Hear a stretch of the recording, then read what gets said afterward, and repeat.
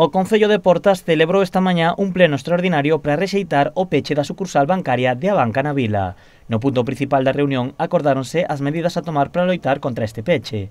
Sen a banca, o Concello queda sen oficina bancaria. Perdemos un servicio de unha banca no municipio e, aparte deso, con agravante de que os maiores que teñen a brecha tecnolóxica, pois que están acostumbrados a vir a cobrar a pensión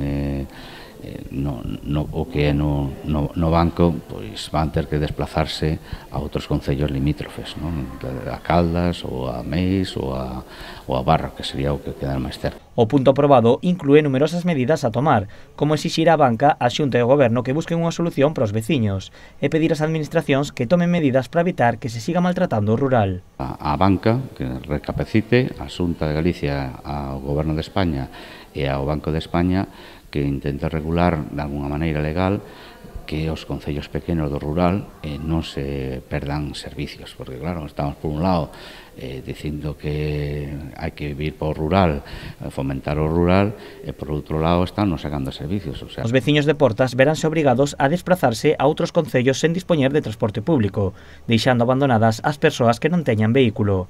Por este motivo, o Concello declarará día de loito cando se peche a sucursal e mudará de entidade bancaria ás contas municipais. Nos, no seu momento, cando tuvemos a reunión, pois foi o que dixemos. Tiñamos un compromiso con a banca porque era que estaba no Concello, ese compromiso ahora mesmo desaparece.